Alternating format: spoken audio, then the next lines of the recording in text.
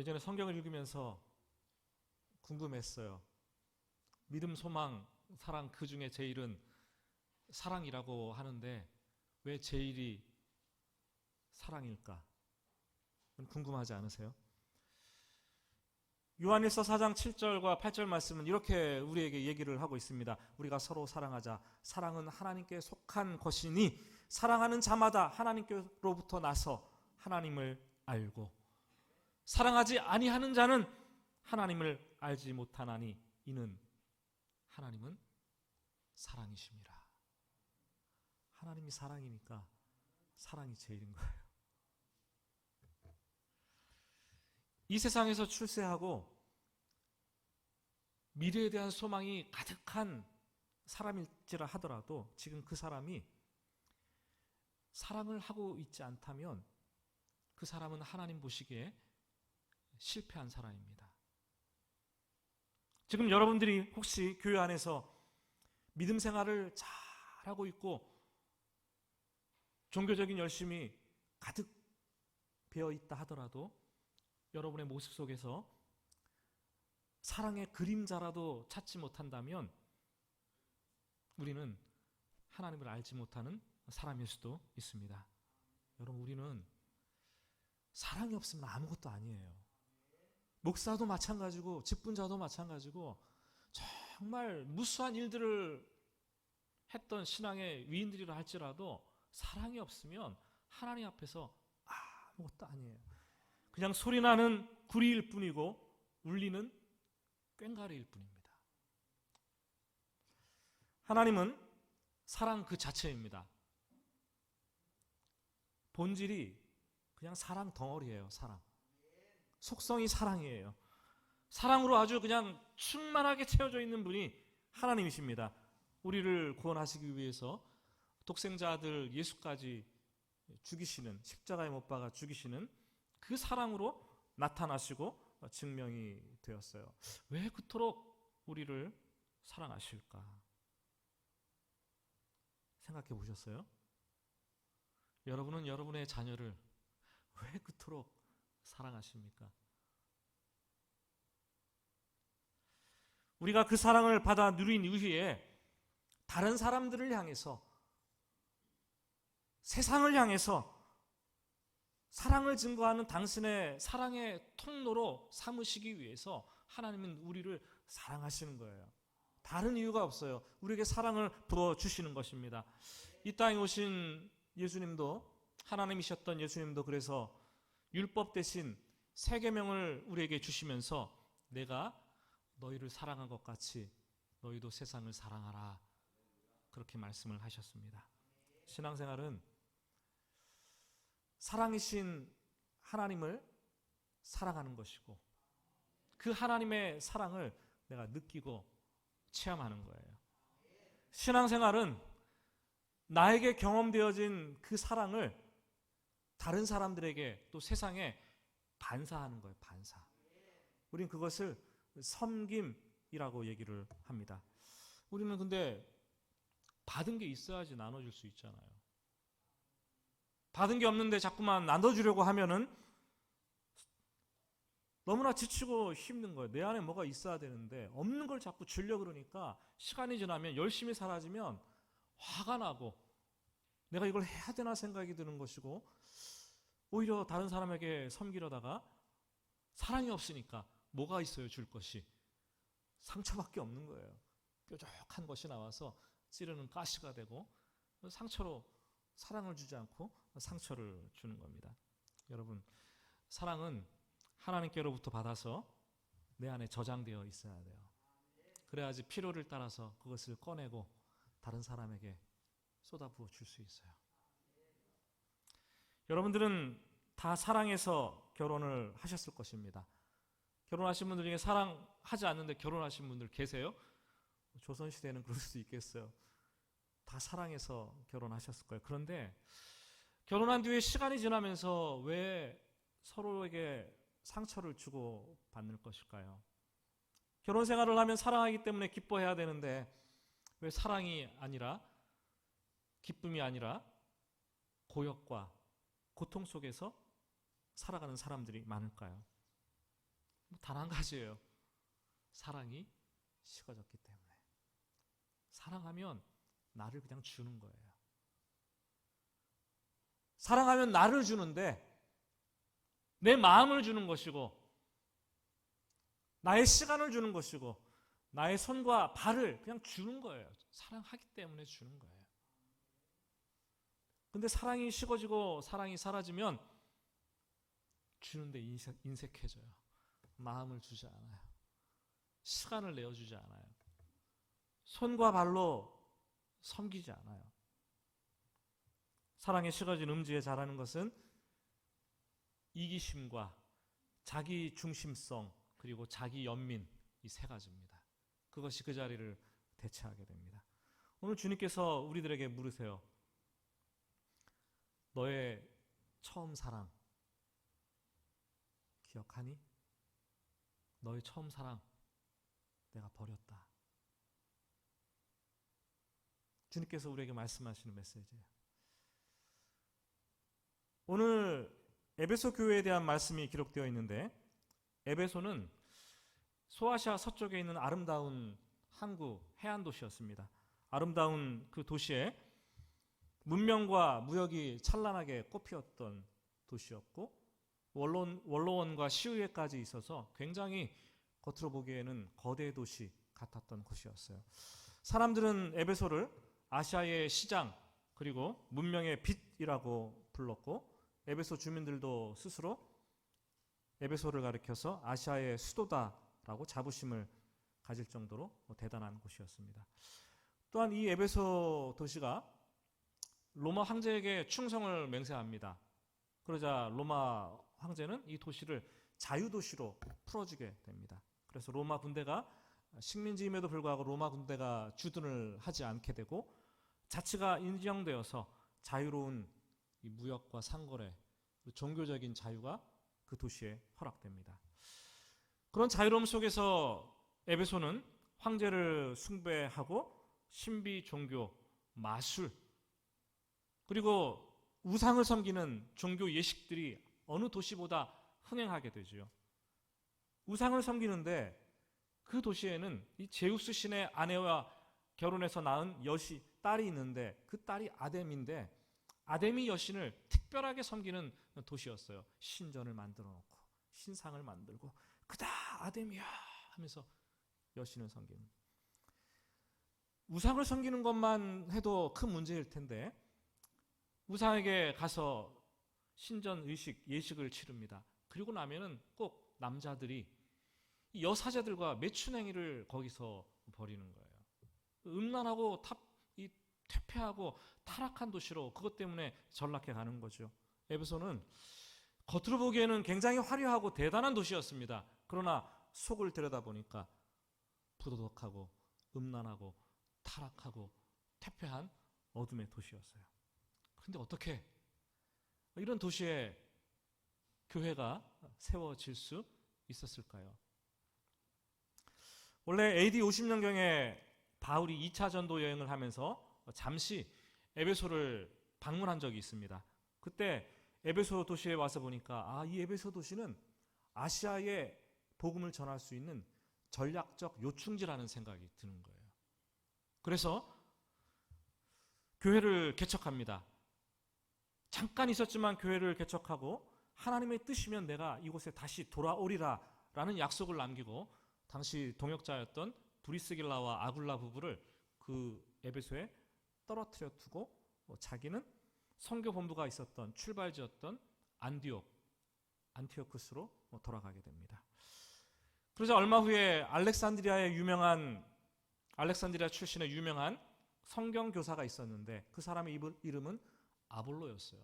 아볼로가 내려와서 브리스길라와 아굴라를 만나고 서로 교제를 나눕니다.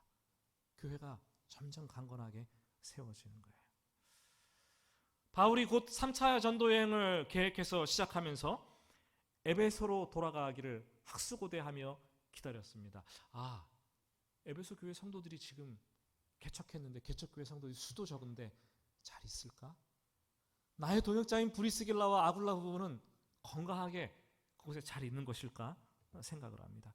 드디어 에베소에 도착을 했을 때 그 교회에서 큰 환대가 펼쳐지고 도착한 지 하루 만에 회당에서 성경 공부, 성경 강해가 시작이 됩니다. 아침에 해가 뜨니까 그곳으로 바울은 달려갑니다.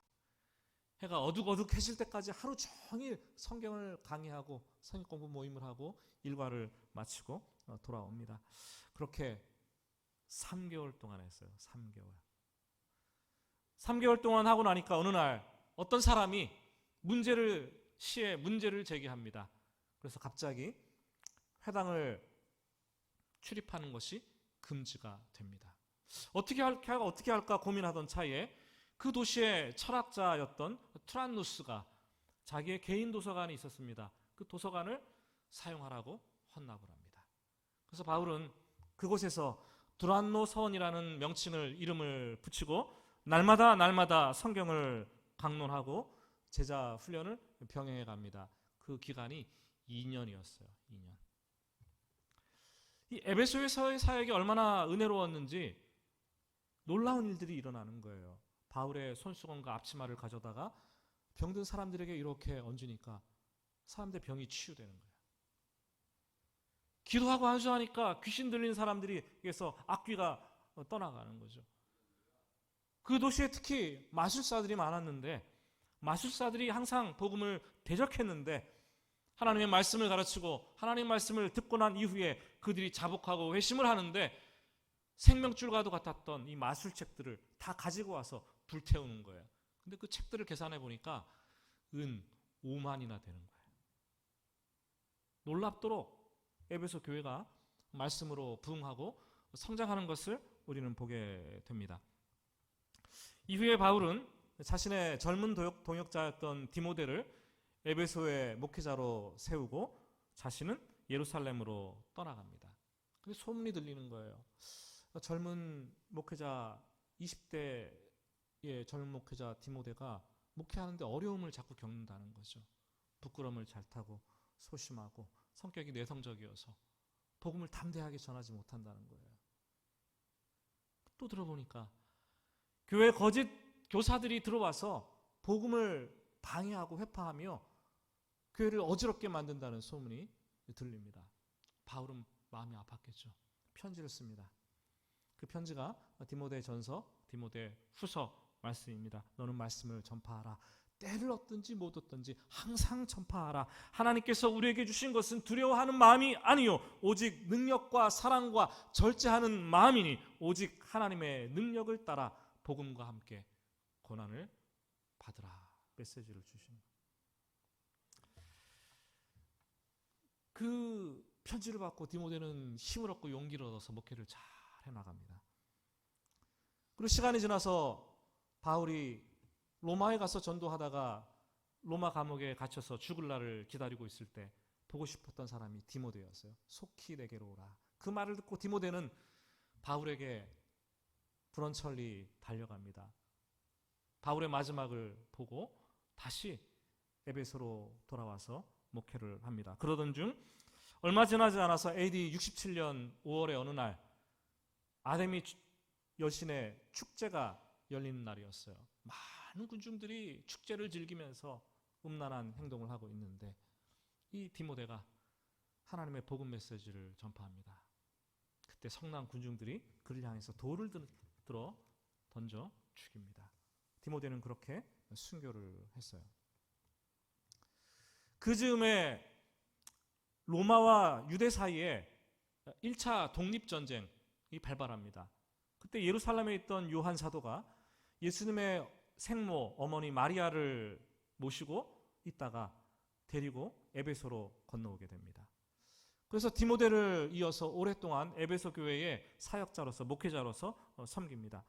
에베소 교회를 섬기면서 항상 말했던 메시지, 가장 중요하게 강조했던 메시지가 바로 사랑이었어요. 요한복음을 읽어보면은 자신을 가리켜서 사랑하는 제자라고 표현을 합니다. 그리고 항상 말하기를 예수 안에 거하라, 사랑 안에 거하라 라는 말로 계속 성도들에게 말씀을 증거합니다. 그가 쓴 또 다른 성경 요한 1서, 요한 2서, 요한 3서를 보면은 또 사랑에 대해서 얘기하는 거예요. 하나님은 사랑이시라. 사랑하는 자들아 우리가 서로 사랑하라. 이것이 마땅하니라. 사랑 안에는 두려움이 없고 온전한 사랑은 두려움을 쫓아내나니 사랑하라. 사랑하라. 말씀을 주시는 거예요. 요한 사도는 그렇게 사랑의 화신이 되었고 에베소 교회는 바울과 디모데와 요한 사도의 목회를 덧입어서 사랑하는 교회, 그 어느 교회보다도 뜨겁게 사랑하는 교회, 뜨거운 사랑으로 칭찬받는 교회로 1세기의 초대교회 가운데 자리매김하게 됩니다. 그 외에도 에베소 교회는 자랑할 것이 굉장히 많은 교회였어요. 2절 말씀 하반절을 보니까 이렇게 되어 있어요. 악한 자들과 자칭 사도라 하는 자들을 잘 막아냈다라고 얘기를 합니다. 6절은 이 악한 자들과 자칭 사도라 하는 자들이 니골라 당이었다라고 얘기를 하죠. 니골라. 이름도 어감도 별로 좋지 않은데요. 니골라라는 사람은 사조직 당을 만들었어요. 그래서 교회 안에 그 사람들을 끌고 잠입을 합니다. 교회의 질서를 어지럽히고 교회의 복음 진리를 훼손합니다. 이 니골이라는 단어가 정복하다, 파괴하다, 지배하다라는 뜻인데 사조직이 교회에 들어와서 교회 성도들을 지배하고 조직을 분란을 일으킵니다. 어지러웠겠죠, 교회가. 그런데 칭찬하는 것은 오늘 말씀에 보면은 그들의 가르침을 거부하고 그들의 행위를 아주 철저히 조사하고 그들을 절대 용납하지 않았다고 얘기를 합니다. 에베소 교회가 또 잘한 것이 있다면 3절에서 참고 인내하는 교회였다라고 얘기를 하죠. 황제 숭배를 하지 않으면 사업이나 직장 생활하는 것이 어려운 시대였는데 사회적으로 매장되고 폭력을 당할 수 있었는데 그들은 끝까지 참고 인내하면서 예수님을 부인하지 않고 신앙의 절개를 지켜냈습니다. 그런데 참 가슴 아픈 것은 4절 말씀에 보니까 예수님은 그 교회를 책망하세요. 너를 책망할 것이 있는데 너희가 처음 사랑을 버렸느니라. 여러분 다른 것들은 몰라도 이 에베소 교회는 사랑이라 그러면 정말 둘째가라면 서러워할 교회 아닙니까? 사랑의 화신이었던 그 목회자가 수십 년간 목회했던 그런 교회가 아니었습니까? 그 메시지를 얼마나 많이 들었겠습니까, 여러분? 그런데 어쩌다가 이 교회가 처음 사랑을 잃어버리고 책망까지 받는 교회로 전락하게 된 것일까요? 시간이 흐르면서 AD 95년, 96년경이 되었을 때 에베소 교회를 목회했던 요한 사도가 로마 황제 도미티아누스가 박해하면서 잡혀 들어갑니다. 반모섬으로 유배되어 들어가죠. 목회자의 부재가 사랑을 강조했던 사랑의 말씀을 전했던 목회자의 부재가 주된 원인이었고 또 사랑하라는 말씀이 딱 중단되었어요. 또한 제 생각에는 그 안에 니골라당 같은 사조직이 들어오면서 그들을 경계하고 그들의 가르침을 배격해야 했습니다. 그래서 일단 다른 사람들이 교회에 들어오고 또 다른 사람들을 볼 때마다 조금 수상하면 경계하게 되는 거예요. 경계하게 되죠. 저 사람이 진짜 참 신장과 의심하게 됩니다. 정죄의 눈초리로 쳐다봅니다. 그러다 보니까 교회가 명랑해지는 거예요. 차가워지는 거죠. 쟤 혹시 니골라당 아냐? 쟤 혹시 좀 수상한데 요새 로마 정부가 보낸 첩자가 아닌가? 의심합니다. 김 집사, 저렇게 하는 것을 보니까 가짜 성도 아니야? 이 권사, 죄송합니다. 이 권사님 계신지 모르겠는데 이 권사, 니골라당의 끈앞풀 같아. 경계하고 의심하고 정죄하는 눈초리로 쳐다봅니다. 교회 안에 사랑의 분위기가 다 식어지는 거예요. 여러분, 교회는 사랑의 공동체예요. 사랑하는 공동체예요. 근데 이 사랑이 식어지고 나면 남는 것은 율법주의밖에 남지 않아요. 율법주의. 그럼 교회가 차가워지고 다양하게 되는 거죠. 특히 하나님의 말씀에 열심인 교회들이 사랑이 식어지면 다른 교회들보다 더 경직되고 더 교만해지고 말씀으로 다른 사람을 비판하고 정죄하는 자리에 더 강팍한 마음이 되어서 서게 된다는 거예요. 우리 교회가 올해 성경 통독이라는 주제를 정해놓고 우리 성도님들이 불철주야 미션 완료를 매일같이 해내고 있는데 어떤 분들은 뭐 밤 늦게 좀 우리 권사님들 중에서 잠을 자야 되는데 권사님들은 초저녁잠이 많잖아요. 일찍 일어나서 막 교회 오고 해야 되는데 밤 11시 12시에 미션 완료 막 뜨니까 잠을 깨갖고 미치겠다 하시는 분도 있어요. 여러분 좀 그런 것도 주의를 해야 되지 않을까 하는 생각이 들기도 하는데 무슨 말 하려고 내가 이게 얘기를 했죠? 우리가 성경 통독을 지금 열심히 하고 있어요. 하나님의 말씀을 우리 부지런히 읽고 있습니다. 그런데 우리가 말씀을 집중해서 읽고 있지만 우리가 사랑이 식어진다면 제 생각에는 그 말씀은 독으로 작용할 거예요. 독으로. 독침과 같은 독이 될 거예요.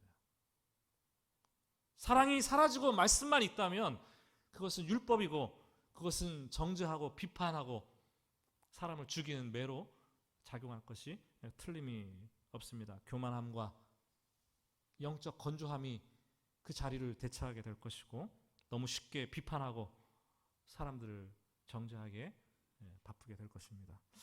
여러분 우리가 말씀을 읽으면 읽을수록 나의 사랑이 식어지지 않았나 돌아봐야 되는 거예요. 우리가 말씀에 집중하면 집중할수록 우리 교회가 사랑이 냉랭해지는 것은 아닌가 경계하면서 내가 사랑의 불씨를 지펴야 되는 거예요. 여러분 너무나 중요한 말씀입니다. 에베소 교회는 거기에서 실패했어요. 여러분 첫사랑에 대한 기억을 여러분 가지고 계십니까? 물었는데 대답 좀 해보세요. 가지고 계십니까? 옆에 배우자가 있어서 대답을 안 하시는 거죠? 사람들 연구를 했는데 사람들 중에 10명 중에 9명이 그 아련한 첫사랑의 기억을 생생하게 가지고 있다고 얘기를 해요. 88%가 첫사랑의 이 기억을 가지고 품고 가슴에 살아간다라는 보고가 있습니다. 시간이 오래 지났지만 이 첫사랑을 생각하면 마음이 막 설레잖아요. 아련하잖아요. 먹먹하잖아요. 애절하잖아요. 그렇죠? 예? 아멘은 안 하셔도 돼요. 감정이 막 이렇게 짠해지면서 첫사랑은 그런 거예요.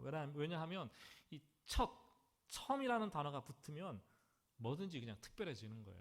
마지막도 그렇지만 처음도 특별함이 있습니다. 인생에서 가장 순수하고 풋풋했던 그 순간에 누렸던 첫사랑 잊을 수가 없는 거죠.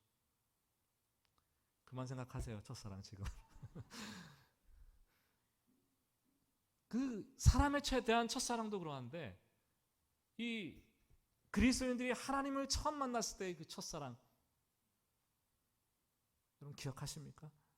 그때 강렬하게 내 영혼에 부딪혀왔던 주님의 첫사랑, 내 삶 속에 주님께서 찾아오셔서 나를 만나 주셨던 그 첫사랑, 외롭고 고통 속에서 작은 신음소리조차 내지 못하고 있을 때에 나에게 다가오셔서 그 음성을 들려주시고 위로하셨던 주님의 그 손길.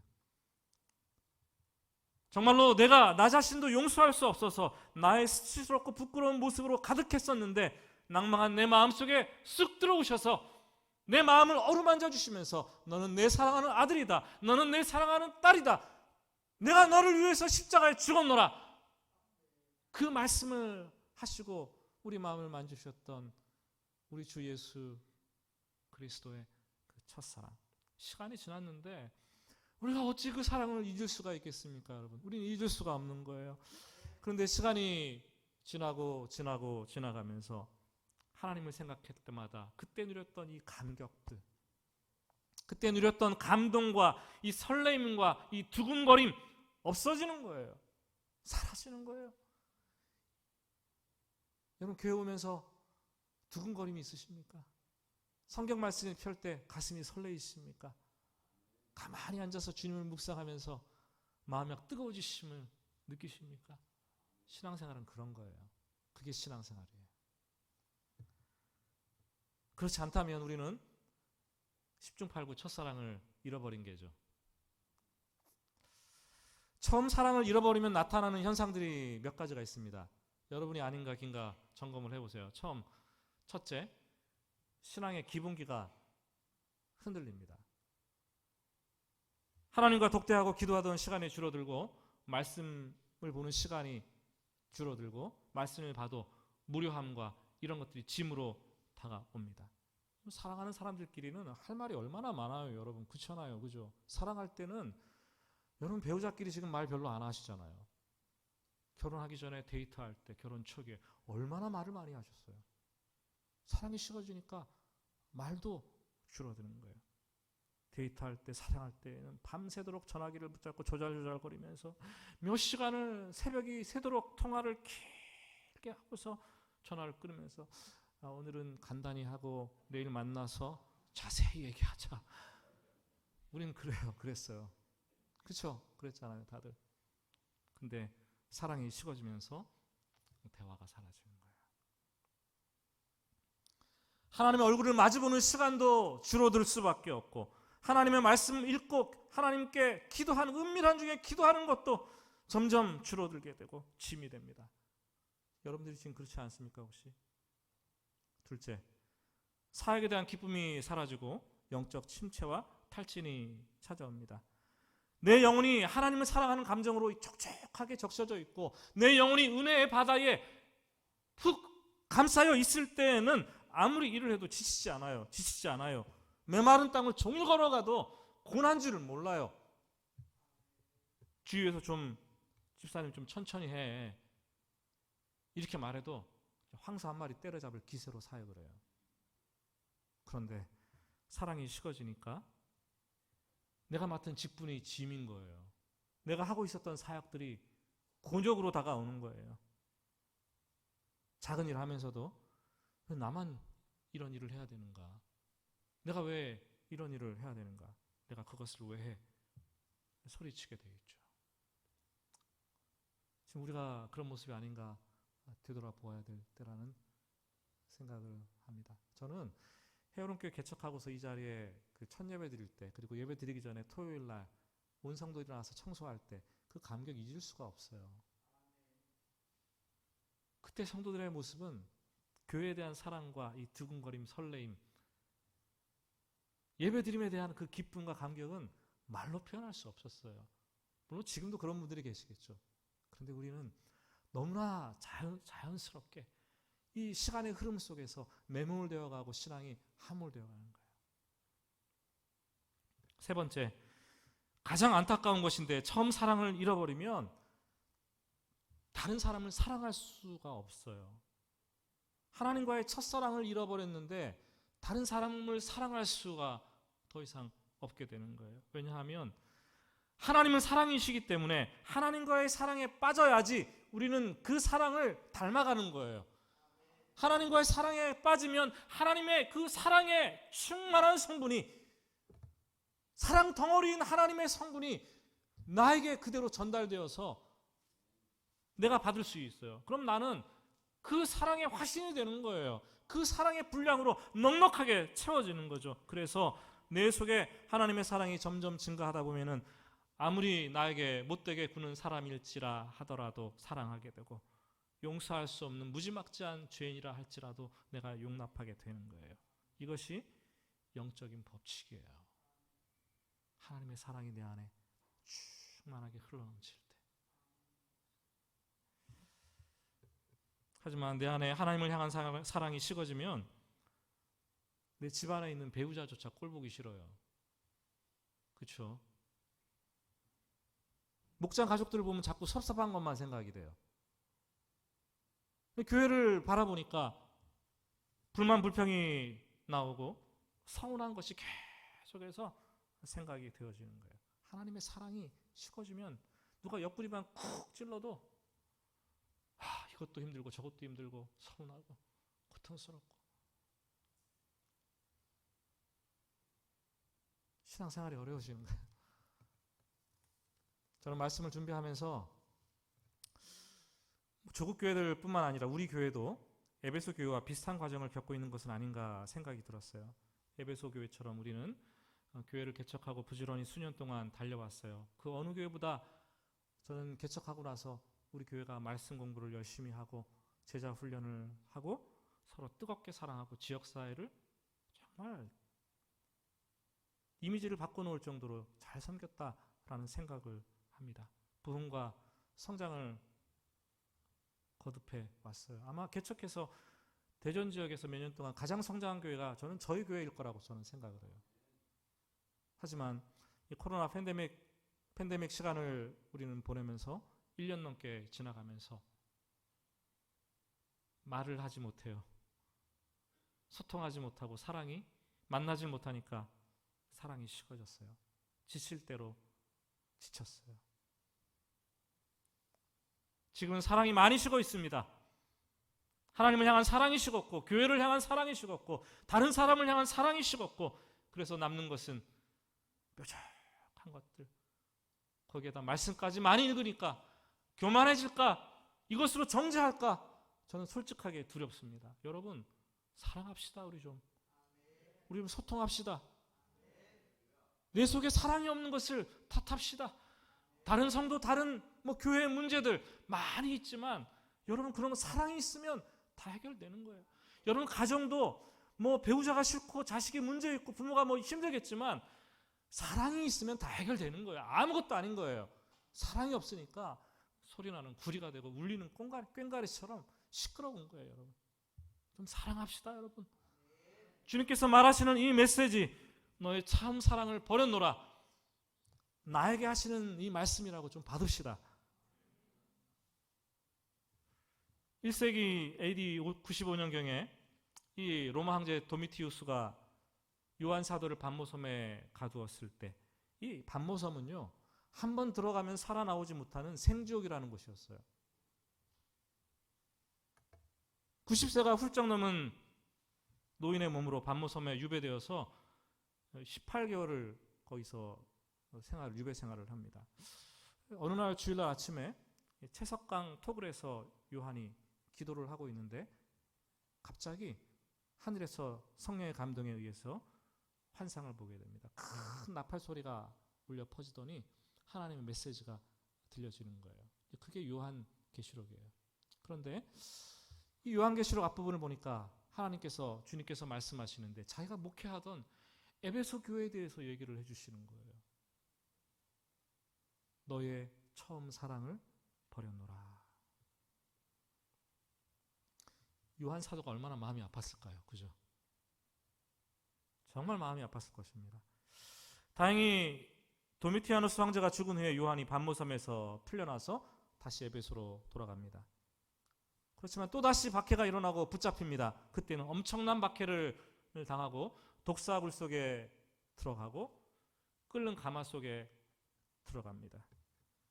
결국 사지를 못 쓰고 온몸이 마비가 된 채 들것에 의해서 들려나와서 그리스도인들의 모임 가운데 에베소 교회 성도들이 보는 가운데서 마지막 죽음을 임종을 맞이합니다. AD 100년경에 1세기가 끝나는 시점의 일이었습니다. 기독교 역사가 요세푸스가 증언을 하는데 요한이 병상에 누워서 눈물을 줄줄 흘리면서 말씀했던 게 있대요. 서로 사랑하라. 하나님은 사랑입니다. 서로 사랑하세요. 사랑하는 여러분 좋은 남편 되기를 원하죠. 좋은 아내 되기를 원하죠. 좋은 부모가 되기를 원하잖아요. 좋은 성도, 우리 교회가 지역사회에 좋은 이웃 되기를 원하잖아요. 그렇죠? 반드시 먼저 해야 될 것은 우리 사랑을 점검하는 거예요. 너의 처음 사랑 어떠했는지 점검하는 거예요. 5절은 이렇게 말합니다.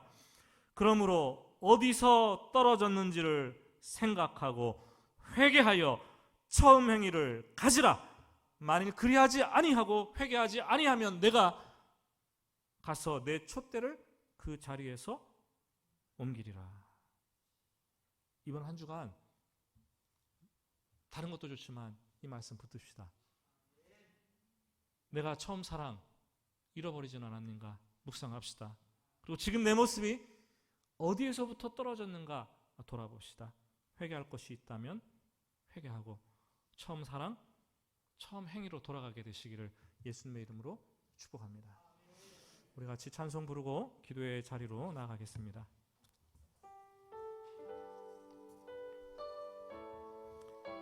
우리가 사랑을 할 수 있다면 그것은 주님으로부터 힘을 얻었기 때문이에요.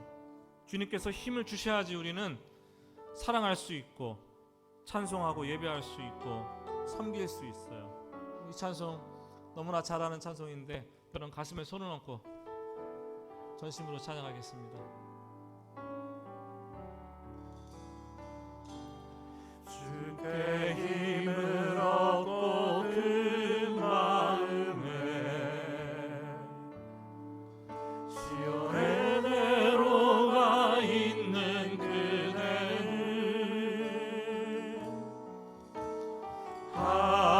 하나님의 축복의 사람이죠. 주님 그대를 너무 기뻐하시며 집에 거하기를 사모하고 주를 항상 찬송하는 그대는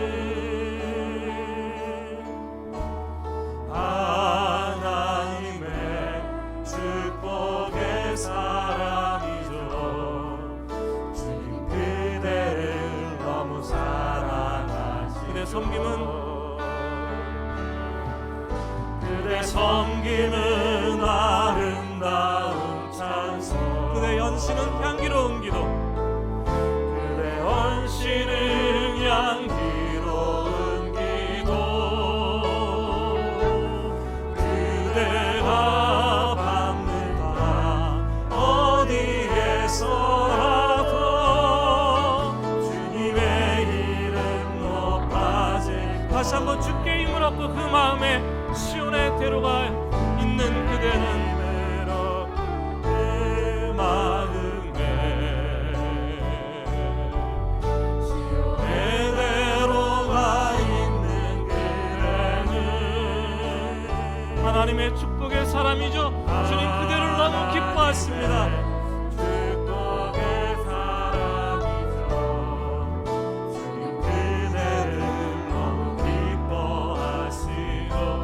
집에 거하기를 사모하고 주를 찬송할 때에 하나님의 축복이 우리에게 임합니다. 하나님의 사랑이 임합니다. 그 사랑으로 우리 서로 사랑합시다.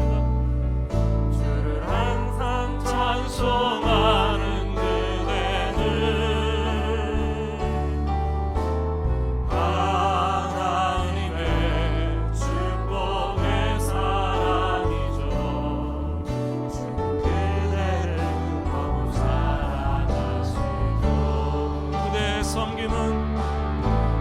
섬김은 아름다운 찬송 그대 헌신은 향기로운 기도 그대가 밟는다 어디에서라도 주님의 이름 높아질 거예요. 그대 섬김은 아름다운 찬송 그대의 헌신은 향기로운 기도 그대의 헌신은 향기로운 기도 그대가 밟는다 어디에서라도 높아질 거예요.